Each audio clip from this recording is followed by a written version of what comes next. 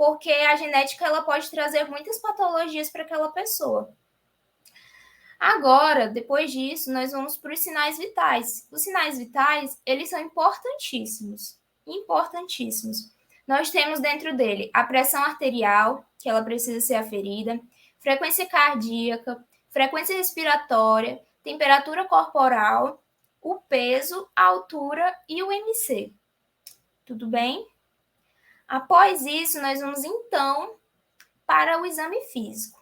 O exame físico, gente, eu costumo pensar que ele é a semiologia puro, porque é através do exame físico que a gente vai conseguir sinais e sintomas, como o colega disse no início, e ele foi muito feliz nesse comentário dele, de identificar a semiologia como realmente a avaliação dos sinais e dos sintomas de doenças. E o exame físico vai ser o instrumento ideal para isso, para a gente analisar o que tem de anormal no paciente, o que tem de diferente, o que tem que pode ser preocupante naquele paciente. E no exame físico, a gente vai utilizar alguns métodos que são a inspeção, a palpação, a percussão e a ausculta. A inspeção, ela utiliza a visão e olfato, ou seja, você vai observar e você vai tentar sentir odores, seja de uma lesão, seja de uma mucosa, seja de qualquer coisa desse tipo. Depois disso, a gente vem com a palpação. A palpação, ela é justamente o tato. E você realizar a pressão, como, por exemplo, no edema, né? A gente mede a magnitude de um edema através da pressão exercida, né? Com o dedo.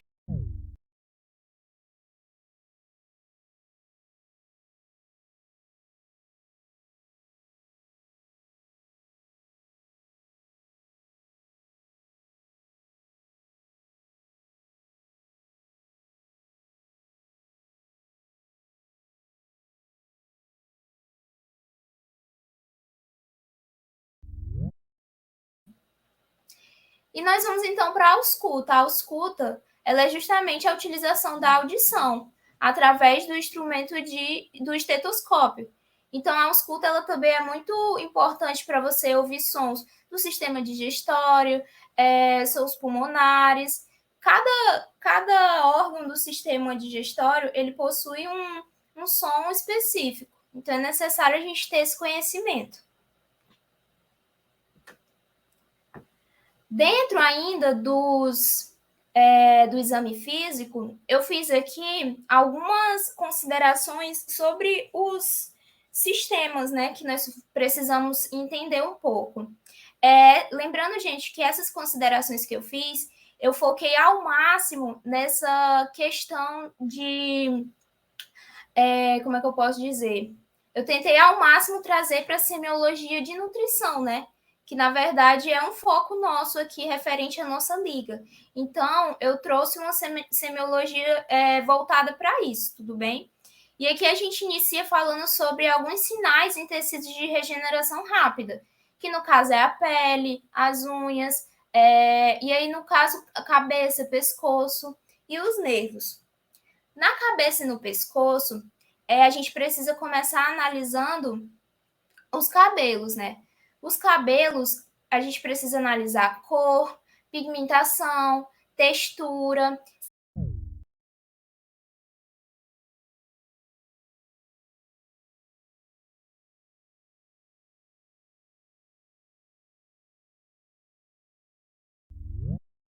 A distribuição do cabelo, se tem locais em que não tem cabelo.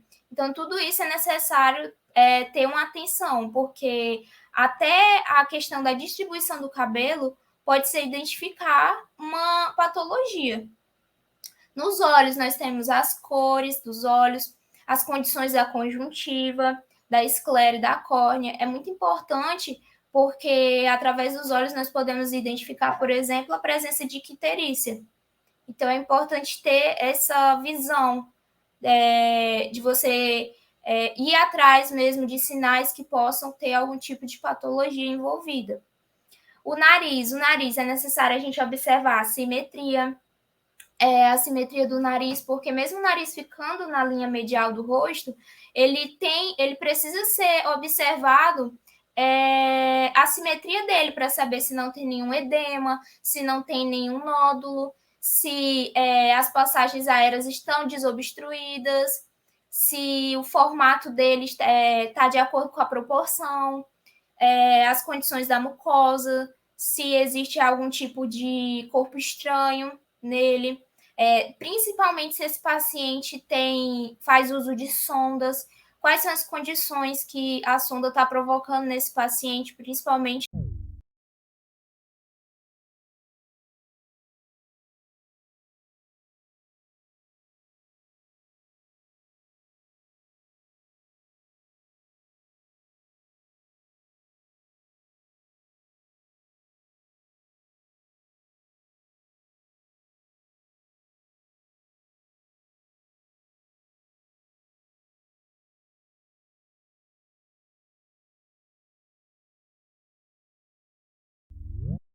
Mastigação, é importante a gente analisar que existe uma articulação até temporomandibular, e essa articulação, existe até um exame de palpação que a gente realiza tocando nessa articulação e pedindo para que o paciente abra a boca e feche, para que a gente consiga sentir o movimento da mandíbula dele, dessa articulação.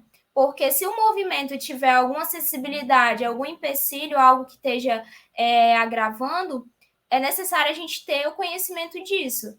Então, tem esse exame que é bem interessante para essa parte de mastigação mesmo, né? Aí nós vemos para a cavidade oral, que a gente precisa observar a simetria, a cor dela, porque, por exemplo, tem a cianose, né, que é uma cor mais azulada, que ela identifica a falta de oxigênio, então é importante a gente ficar atento, porque os lábios e a língua, elas podem adquirir essa cor, e aí já não é normal. Condições dos lábios, dos cantos da boca, da língua, do palato duro, do palato mole, das gengivas, da faringe e dos dentes, né? É importante observar as condições de cada fator desse, de cada parte da cavidade oral. No pescoço, a gente precisa identificar também.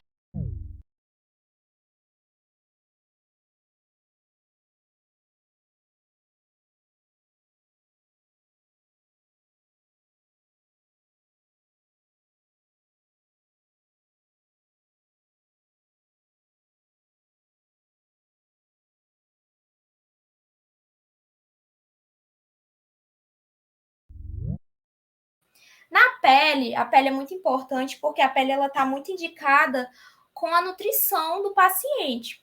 A pele, a gente precisa analisar a cor, a textura, a profundidade, a umidade, a integridade da pele, se tem lesão, se está ressecada, temperatura, higiene da pele, condições gerais, se tem hematoma, se tem edema, se ela é uma pele com turgor.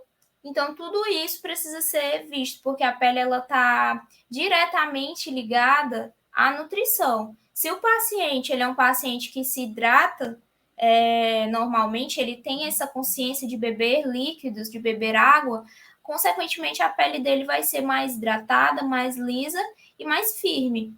Agora, um paciente que não tem esse costume, com certeza ele vai sofrer mais em relação à pele, vai ter uma pele descamativa, de integridade complicada, então tudo isso. Aqui eu abordei também a questão do edema, se o edema ele possui a pele brilhante, né? Se ele é um edema que tem uma grande magnitude, a localização dele, que geralmente eles aparecem nos membros inferiores e na região sacral. Nos nervos cranianos, a gente vai precisar estar atento, principalmente à força. A gente vai induzir o paciente a realizar essa força para a gente conseguir identificar se ele realmente está com os nervos cranianos ok. E a questão de simetrias da face também é muito importante, simetria da boca, da língua.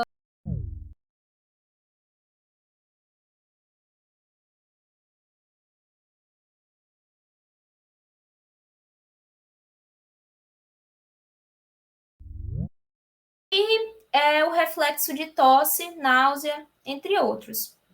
Nas unhas, as unhas elas possuem fatores que nos ajudam a indicar muitas patologias, muitas patologias.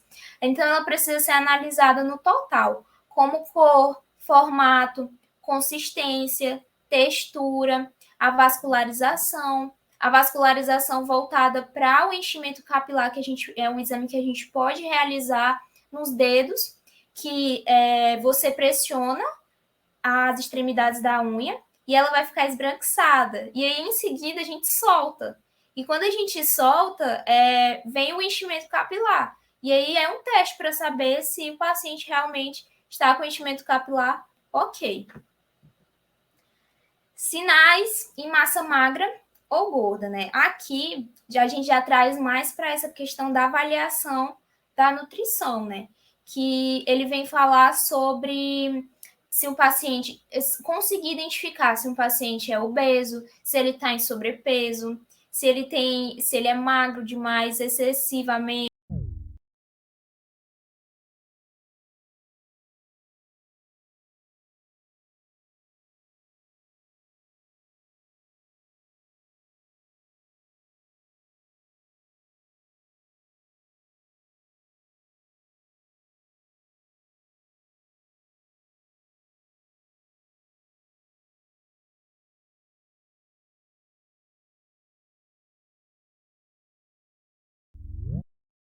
No dorso das mãos, nas pernas, que a gente já vem falando dos quadríceps, da panturrilha, do joelho. Então, tudo isso é pertinente a esses sinais. Tudo bem? Além disso, a gente precisa identificar as alterações de reservas gordurosas, né? Que geralmente se localizam ali nas bochechas, no abdômen. O tônus muscular, em relação à rigidez e à flacidez dos músculos. Se a pessoa tem fraqueza, se ela costuma ter câimbras musculares, se ela já foi acometida de paralisia ou sofre de paralisia, se a pessoa tem algum tipo de ataxia, que é justamente essa questão da coordenação motora prejudicada, em relação à força muscular da pessoa, se ela tem dificuldade em realizar força com o músculo, principalmente os músculos superiores e inferiores, se existe presença de artrite ou outras deformidades. Então, tudo isso precisa ser analisado para fazer uma avaliação. E isso, gente, que eu estou falando para vocês, são fatores, assim, bem resumidos, porque as avaliações, geralmente, elas são bem mais detalhadas e investigadas, né? Os sinais neurológicos. Nos sinais neurológicos, a gente vai também analisar a questão dos nervos, como eu falei ali para vocês, porque cada movimentação, cada ação do nosso corpo, ela se remete a um nervo. Então, esses sinais neurológicos, eles nos trazem isso. Analisar a força e a simetria dos movimentos corporais, a coordenação motora, se a pessoa tem uma coordenação motora adequada ou se ela tem ataxia. O estado de consciência do paciente também é importante. Se o paciente costuma ter dormência, formigamentos, principalmente nos membros inferiores, se ele tem rigidez, se ele é um paciente que é agitado, se ele tem reflexos hipoativos ou hiperativos, então tudo isso, né? Se ele já foi acometido por convulsões, se ele tem problemas com cefaleia, tontura, náuseas, vômitos e principalmente a capacidade funcional desse paciente, né? Porque a capacidade funcional ela se remete à mobilidade do paciente, se ele consegue deambular normalmente, se ele consegue ultrapassar obstáculos normalmente. Então, tudo isso está envolvido.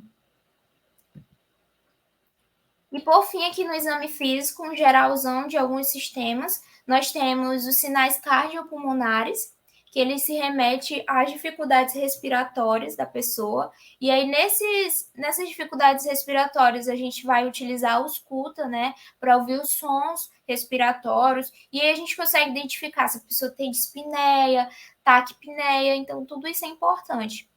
E os sons cardíacos também a gente precisa identificar, né? Se a pessoa tem problema de hipertensão, hipotensão, taquicardia, então tudo isso. Nos sinais abdominais, a gente identifica, primeiramente, a aparência geral da pele, como a gente falou anteriormente, e o contorno do abdômen em si, né?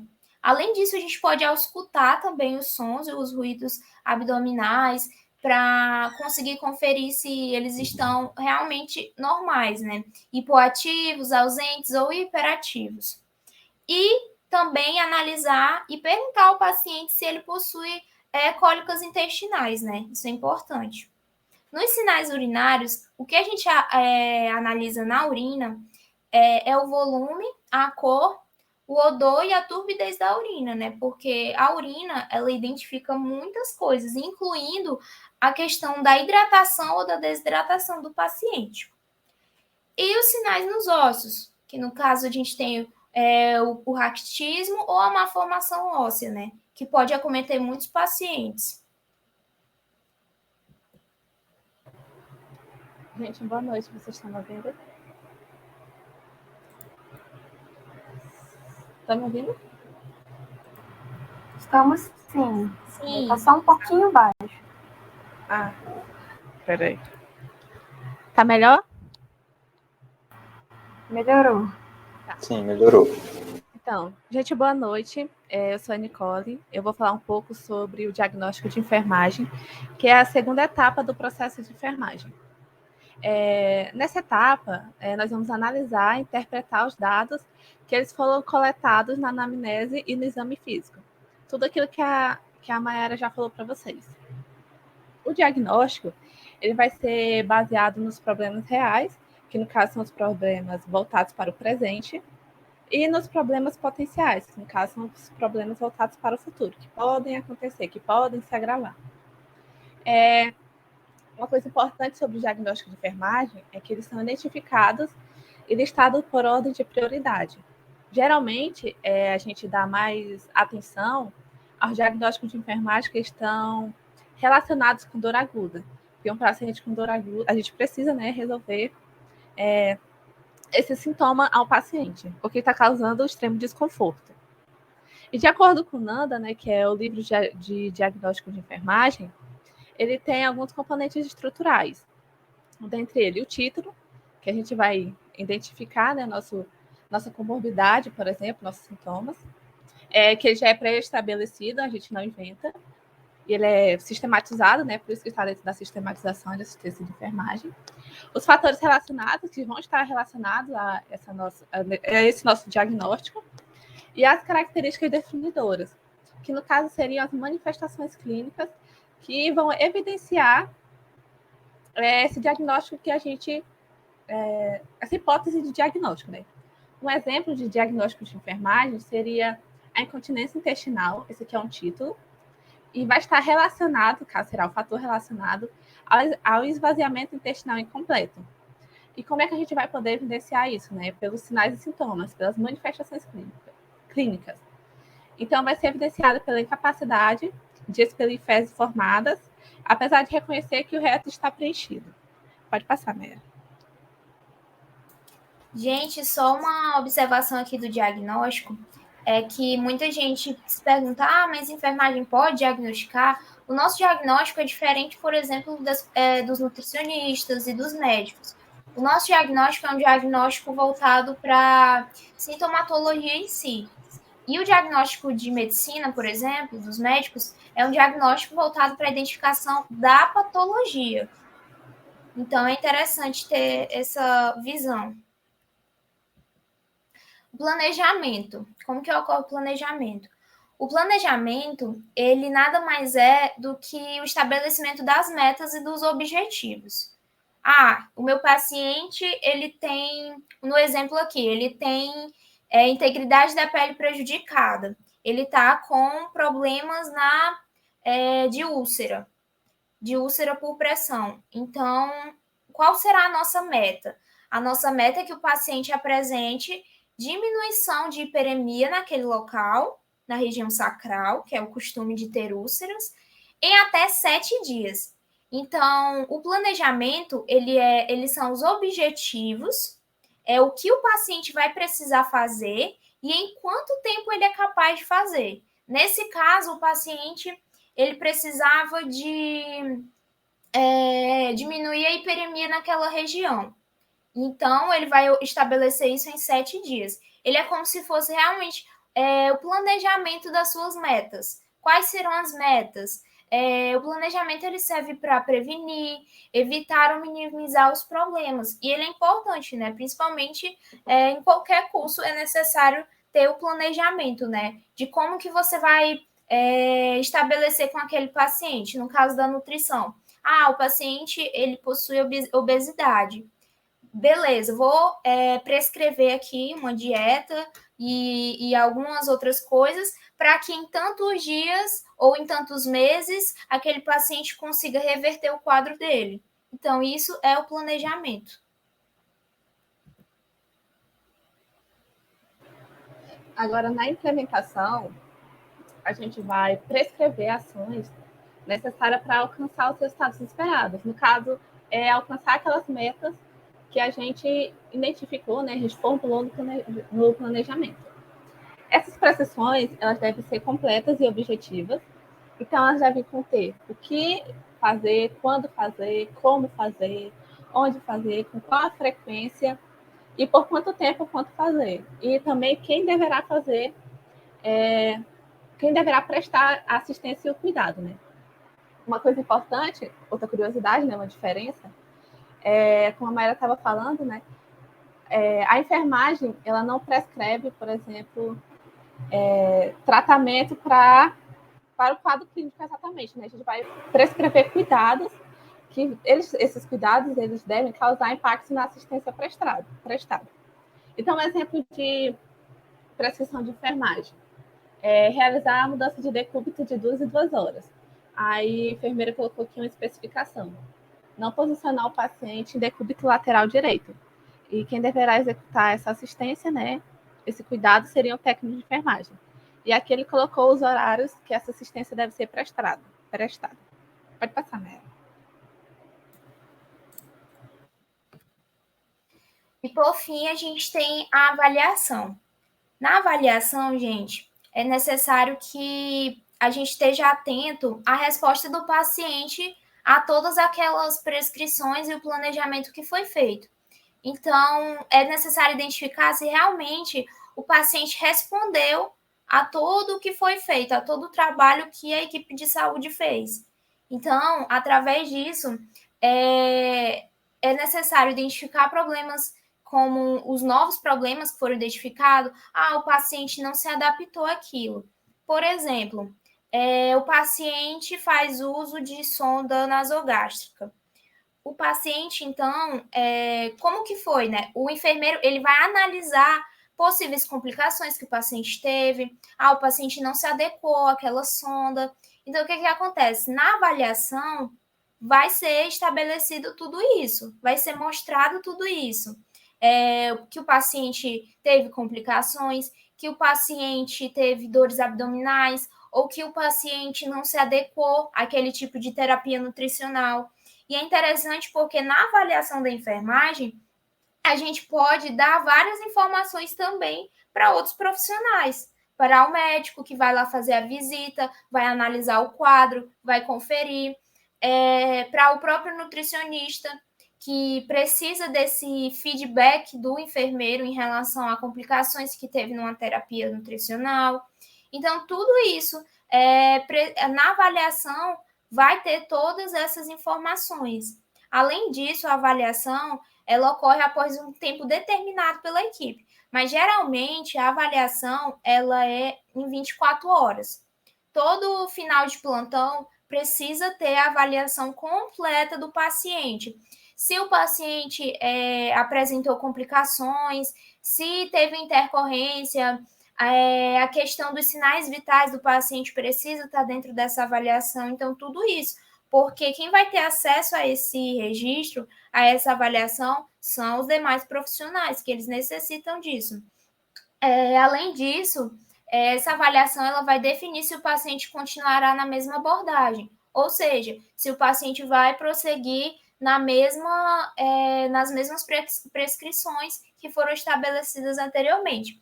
Aqui eu trouxe só um exemplo para vocês de uma avaliação, ela não está completa. Aqui foi só para a gente ter noção mesmo, porque vocês não vão necessitar fazer uma avaliação em si, né, igual a da enfermagem, mas aqui está escrito paciente com 17 anos, sexo feminino, no 5º dia de internação hospitalar por gastroparesia grave, ela está consciente, orientada, higienizada, estado nutritivo melhorado e aceita bem o uso de jejunostomia, ou seja, nesse caso aqui da paciente, ela utiliza a terapia nutricional de jejunostomia, né, terapia interal. Então, aqui é importante, porque os outros profissionais vão ter acesso a essa avaliação.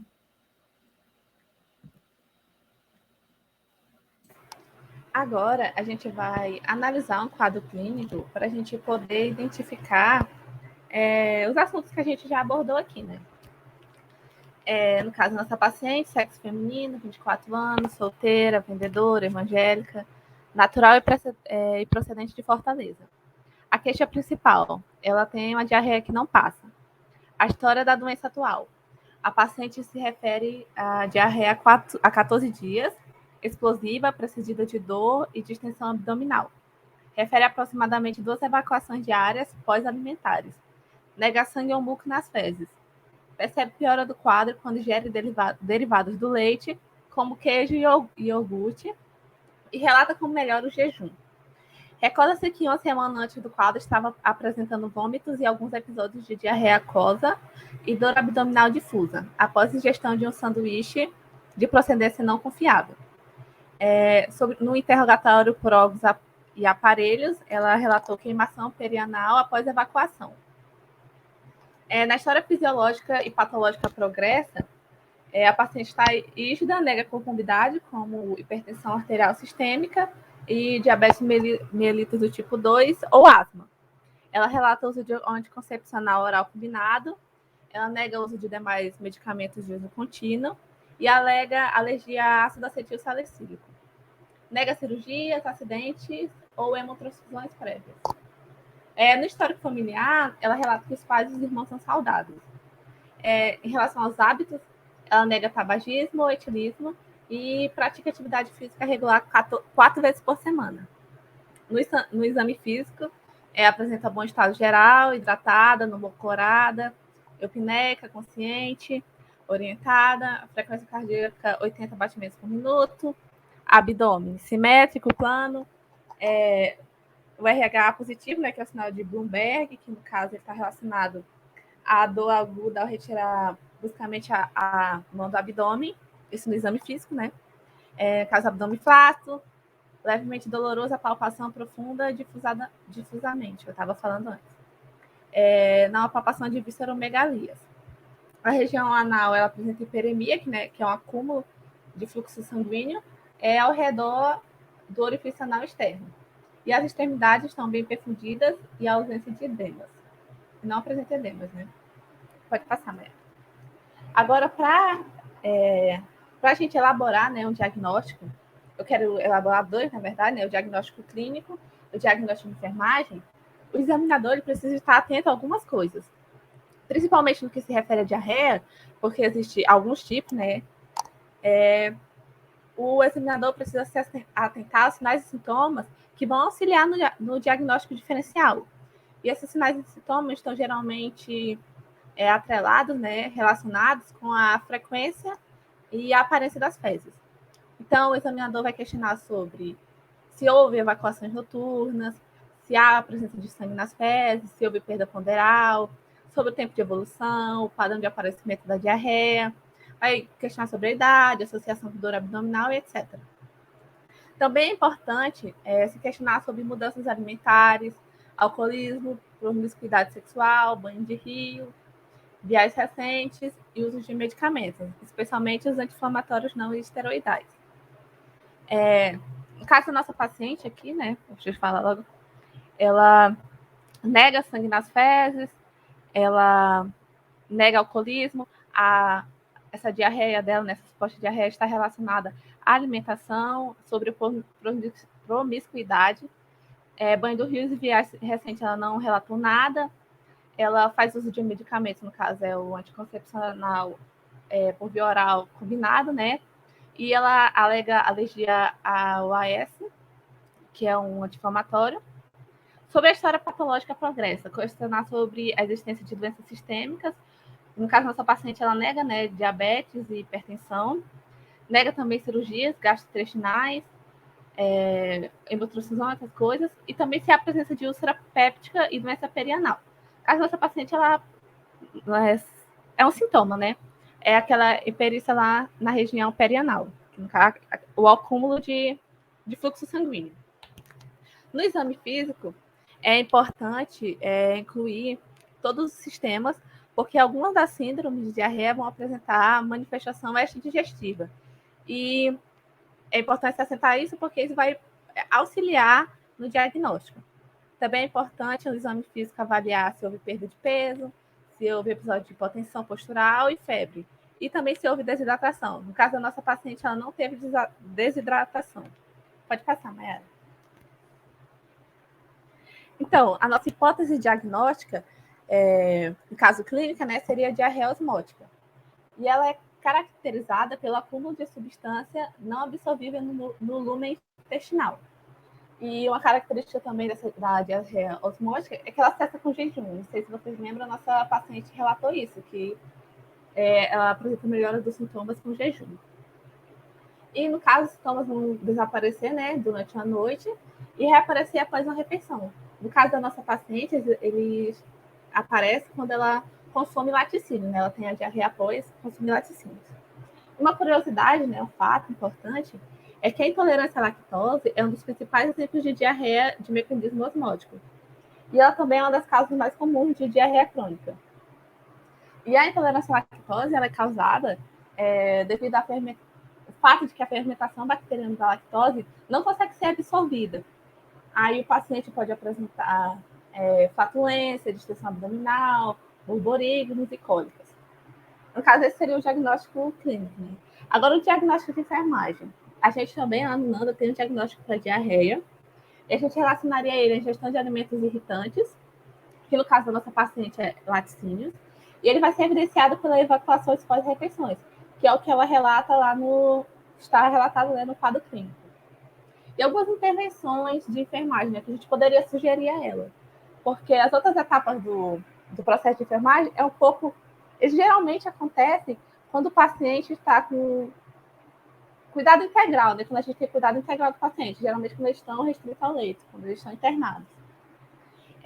Mas as intervenções que a gente poderia sugerir seria evitar os laticínios, advertir sobre o consumo de líquidos muito quentes ou muito frios, explicar ao cliente e aos familiares as intervenções exigidas para a prevenção de futuros episódios, no caso de diarreia. E é só isso. Lembrando, gente, que essa questão das intervenções e de todo esse processo que a gente explicou agora, ele, apesar de eles estarem bem ligados à enfermagem, mas eu acredito que eles sejam processos que todos os profissionais da saúde precisam levar em consideração, né? Precisam participar. Porque uma coisa que eu acho bem bacana é essa questão da multiprofissionalidade, ou seja, vários profissionais, várias atuações cuidando do paciente, né? Ligados ao paciente para tentar trazer esse cuidado integral do paciente, né? Não só em uma área, como o paciente por completo mesmo. Então, aqui só para finalizar as nossas referências e agradecer a vocês. E se alguém tiver alguma dúvida e quiser perguntar, a gente vai aqui tentar responder o que a gente souber mesmo, tá bom? E é isso. Algum comentário, alguma reflexão, alguma reclamação? Pode falar, gente.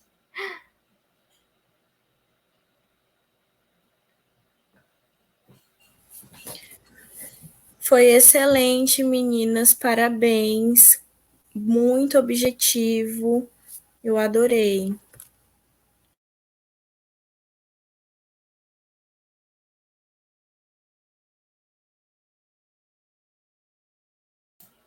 Obrigada, gente.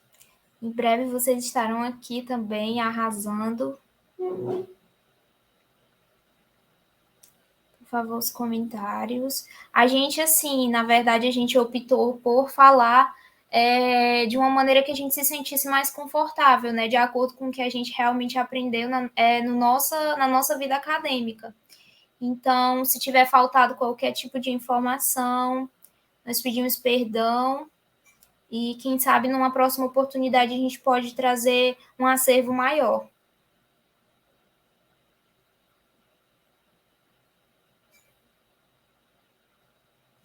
Alguma pergunta, gente? Alguma reflexão?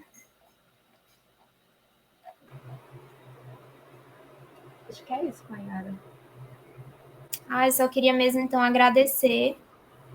Quer falar alguma coisa, Nicole? Não, só agradecer mesmo a presença de todos, a oportunidade. Como a Mayara falou, essa aqui foi uma pequena contribuição, né, da enfermagem para a Liga. Eu espero que nas próximas aulas a gente também tenha a gente também possa aprender um pouco mais com cada área da saúde, né? Espero que vocês tenham gostado. É isso, gente. Obrigada.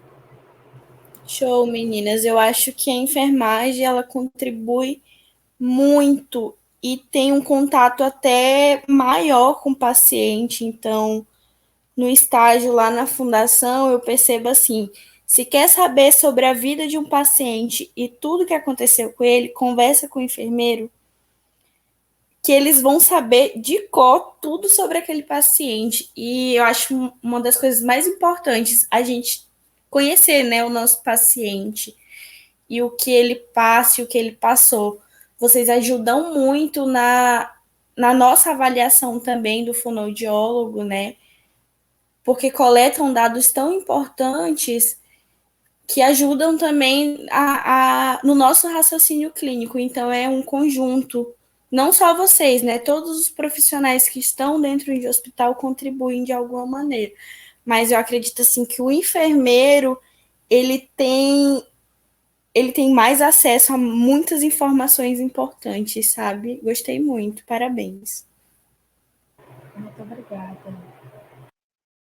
Obrigada. Na verdade, a enfermagem, essa característica dela é uma das características que eu mais gosto, que é realmente o contato com o paciente, né? É você se familiarizar, é você ter intimidade com o paciente, né?